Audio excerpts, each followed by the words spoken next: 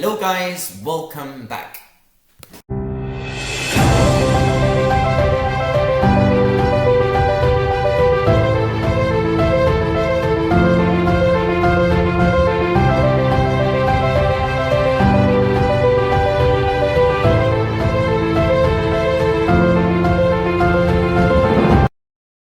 Hello everybody, welcome back to another video, and today I will be talking about a bit of the Crippled God. I have read half of this book. I have read chapters 1 to 13 inclusive, so that's books 1, 2, 3 and 4, because this book, I think it has 7 books in total, like Gardens of the Moon, so it's kind of like a nice full circle moment. And yeah, it's been really interesting. I've loved this book a lot. I was very glad to continue reading this book straight after Dust of Dreams. I literally finished the book and started it the next day, so was very happy about that because it really feels like one really gigantic book. And overall, I really enjoyed it. I must say my standards were very high in Dust of Dreams because I really enjoyed that. I really enjoyed the beginning of Dust of Dreams. So I feel like this book has been interesting because I feel it doesn't have the focus, because obviously Dust of Dreams had less of a it had less characters overall. I think it was more focused on some of them. Here in this book we have the characters of Dust of Dreams plus new ones plus the ones we've had before in other books. So we have like a really big convergence of characters, but I'm liking it overall. I think it's a really good book. I've enjoyed it a lot. I'm going to talk really briefly about my thoughts on the first half. I want to make this kind of a brief video. Let's see if that actually happens. But overall, I think I'm now beginning to understand all of the story. So basically we have, okay, let me think, because this is actually a bit. So Tavor and the Bonehunters, they wanna free the Crippled God, the heart of the Crippled God, which is in Karkanas. Karkanas is now kind of dominated by the Folkrula Sail, who they are kind of feeding on the heart of the Crippled God, but they are waiting to kind of destroy it or eat it up when the jade spears from the sky, which are the followers of the Crippled God, they finally strike the earth. Once these spears strike the earth, then they will finally kind of unveil the gate of the Folkrula Sail or their warren, I don't know, something like that. And that's when they'll destroy humanity, or they plan to annihilate everyone. That's kind of the thing that I understand from this. And we've seen a lot in this book how Tavor is so compassionate. She wants to free the Crippled God. She feels a lot of compassion for him. And yeah, I don't really know why she's so invested in freeing the Crippled God, but we'll see. She's still quite a lot of a mystery. I was expecting her to be a bit more open by this stage, almost the 10th, but it's literally the 10th book and I'm halfway through it. I was expecting to see more into her, but I feel like it won't happen until the very end, so that's fine with me. And at the beginning of this book, we literally find out about the fate of the Bonehunters, which was kind of like a really big cliffhanger at the end of the previous book, because we had no idea. It's actually the first time Erickson has done anything like that, so it was interesting. I liked it, I think. I wouldn't know how to feel if I actually had to wait a full year and a half to get this book and find out what happened to them. Maybe in that case I would be a little bit angry, but now that I could just go straight into the book, it was nice. Not many known bone hunters actually died, because many of them, like Quick Ben, didn't really die, or I think he's not really dead, he's somehow gonna come back. I think the death that touched me the most was probably Kenneth's death, because I really liked that character. We've been with him since like Dead House Gates, I think it was, which is it's literally 8 books together. So yeah, but I was expecting more Bone Hunters to die. It's not that I wanted them to die, but it's like, I don't know, like against the Kachane Naruk, I was expecting a bit more of a disastrous outcome. But yeah, it was really nice getting back to them.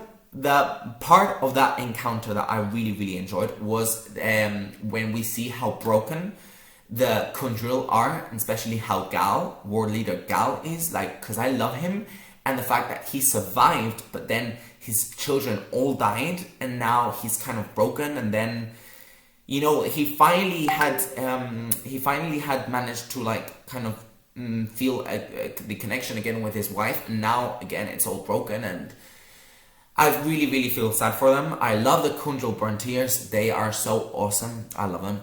And then also something that, a character that appeared again in the Crippled God and had not appeared actually since, was it Toll the Hounds, was Cotillion.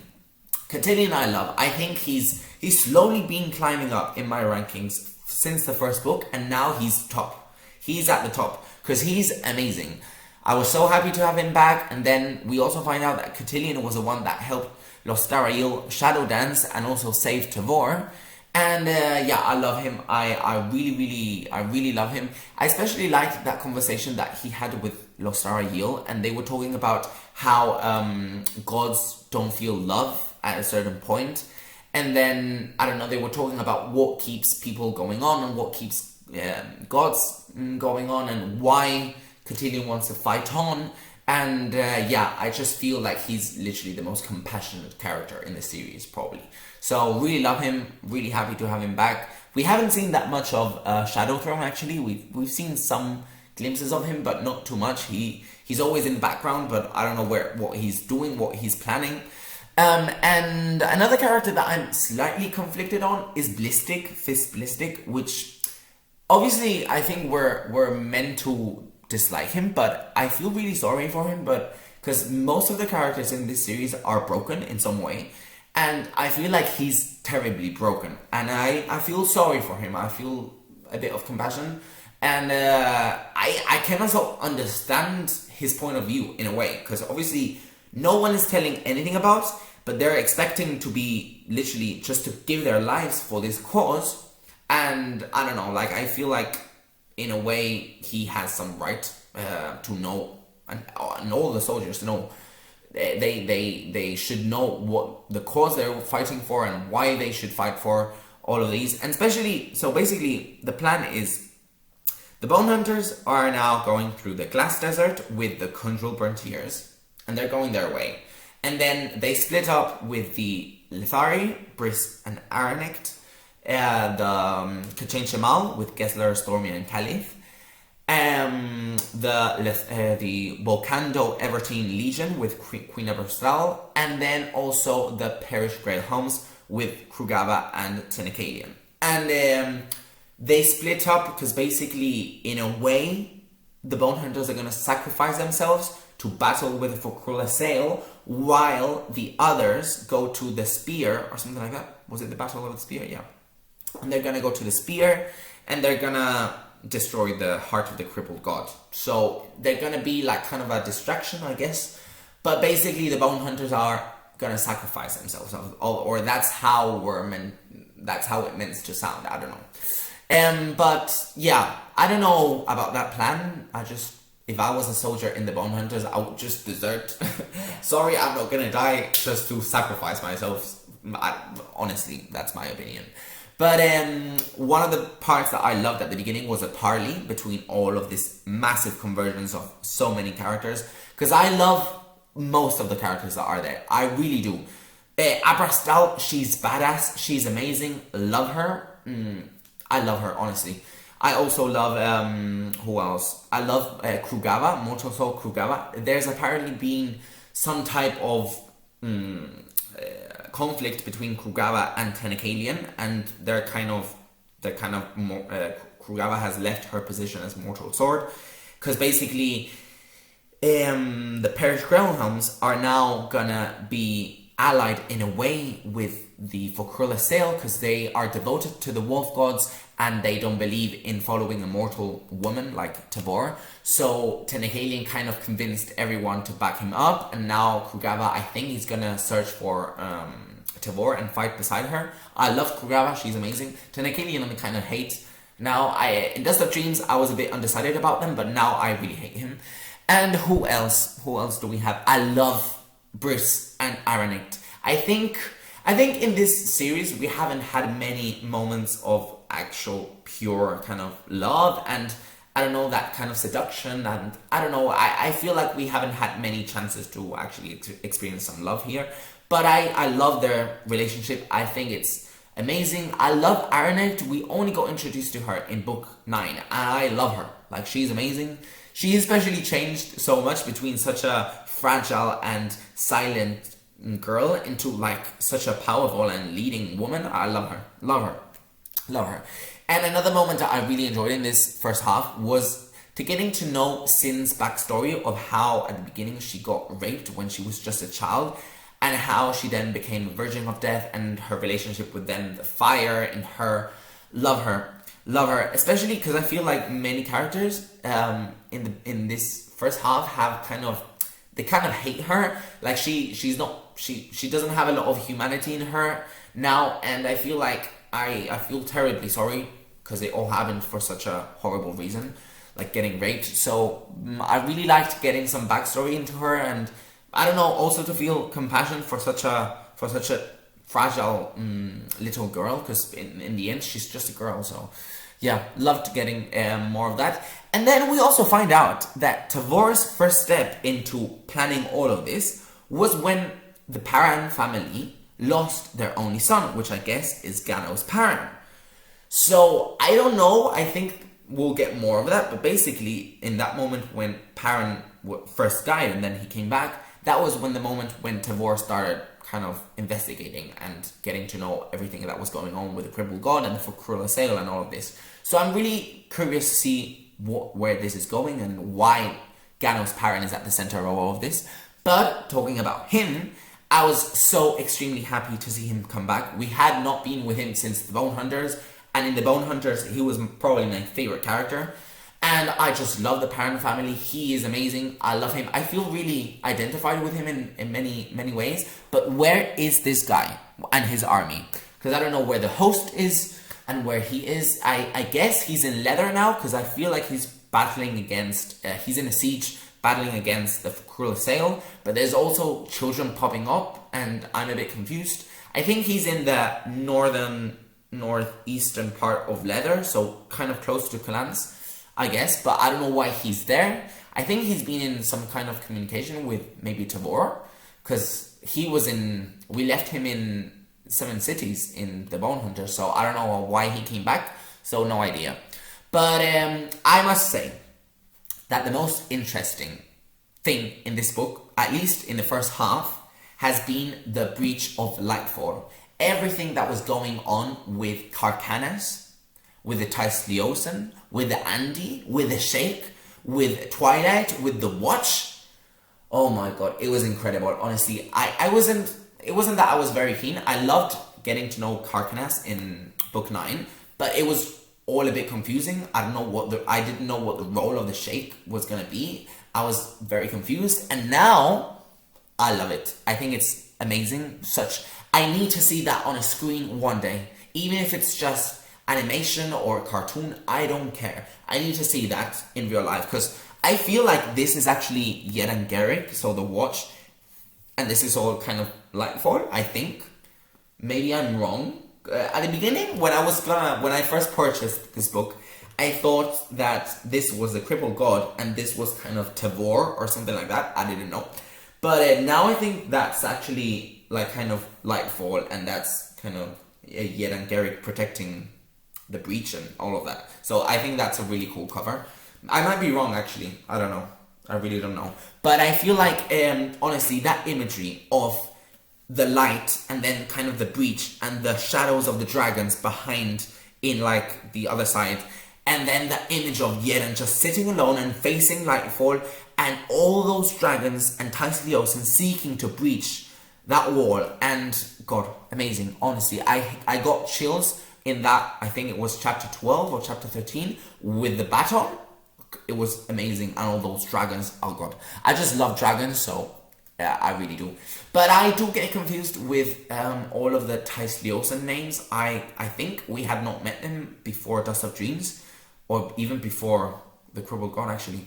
I don't know who Apparel Forge is. Apparently there's one Son of Light. And yeah, I don't know. I don't know why there's this also tension between the Thais Leosan and Thais Andi. I don't know why they're planning to take over Karkanas. I don't know why they want to invade it, because apparently the Thais Leosan also have their own holy city called Saranas.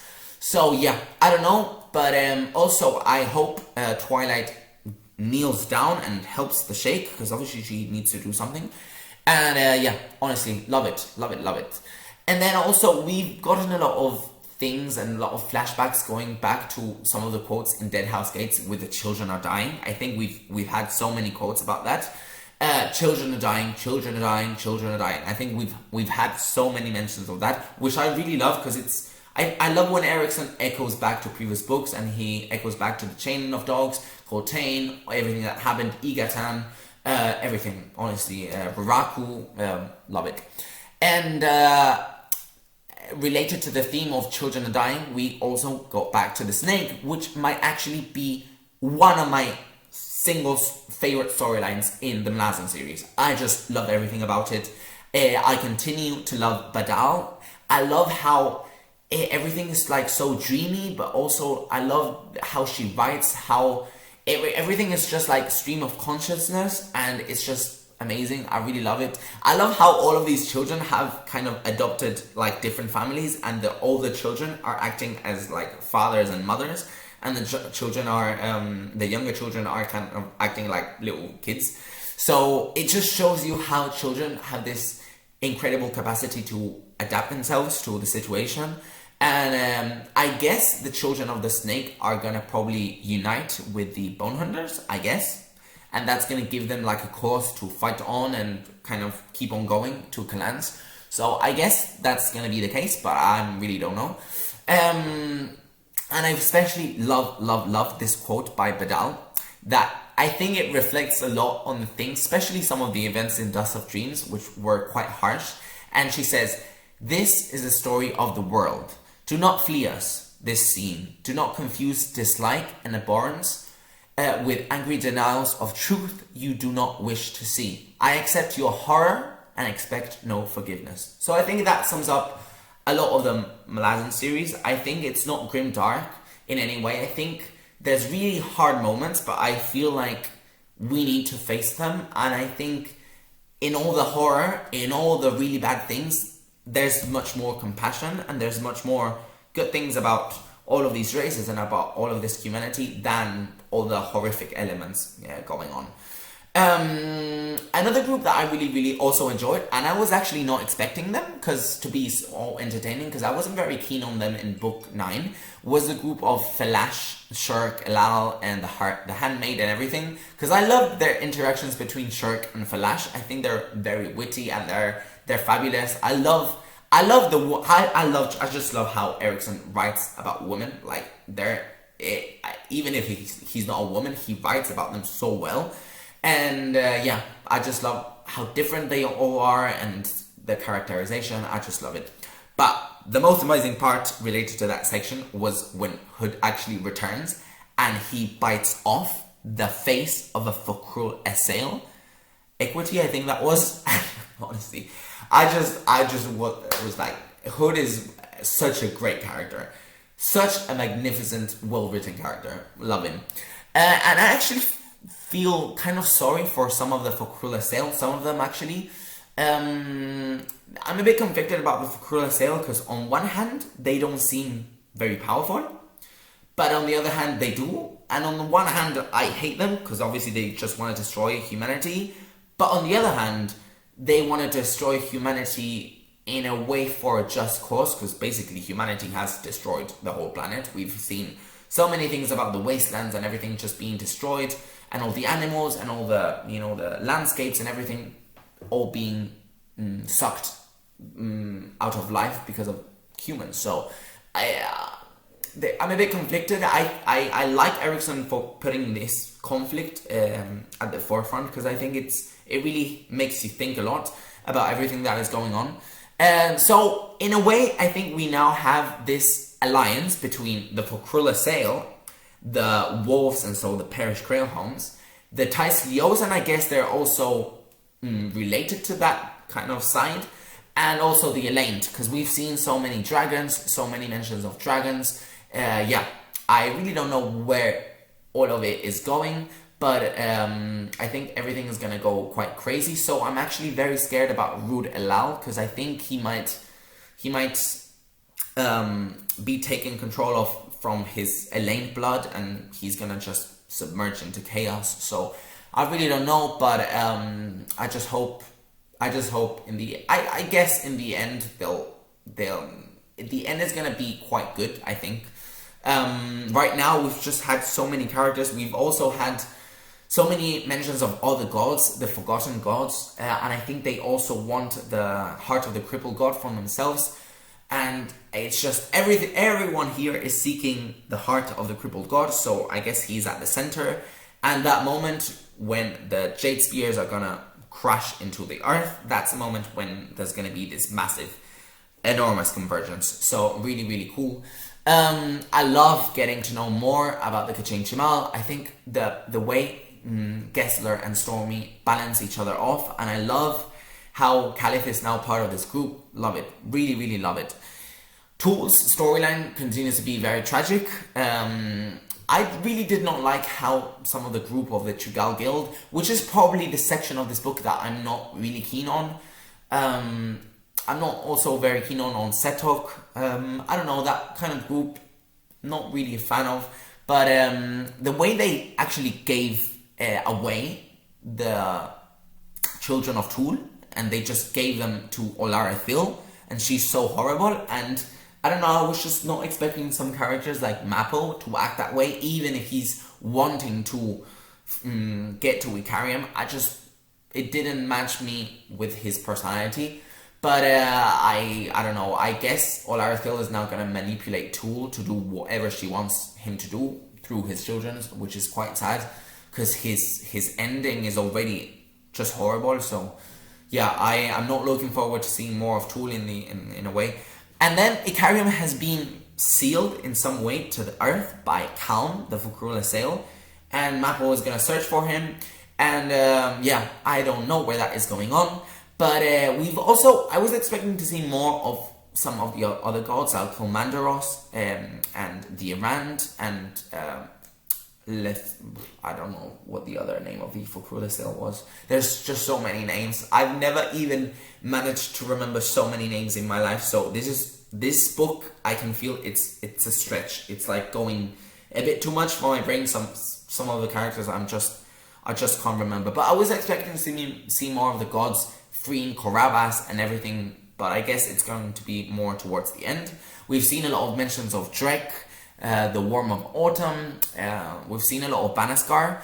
And also, my big question is, so we've seen so many mentions of the Wastelands, and there appears to be something beneath the surface, or something that has happened a long time ago, and there's just something under the surface. And there's been so many mentions about it in this first half. So I guess something is gonna come up and come out from underneath, or I don't know what is gonna happen, but really, really excited to continue reading. I'm really enjoying this book. It's kind of fast-paced, and I want to read it so badly. So yeah, only half of the book left to go. And yeah, I'll record some reactions to I think the last chapters. Apparently there's like really big chapter towards the end. I'm gonna record some read-through reactions to that. So just I'll keep you posted on those. And yeah, overall, really happy. This is the last book, so I'm really excited. Also very emotional, because I am really sad to finish this series, but there's many other books in the Malazan world to read, so I'm really happy about that. And yeah, I hope you have enjoyed this video. Let me know in the comment section if you want to talk about something. I also really appreciate if you can subscribe, like this video. So yeah, nice to see you guys. Well, I haven't seen you, but nice to hear about you guys. But I hope you have enjoyed this video.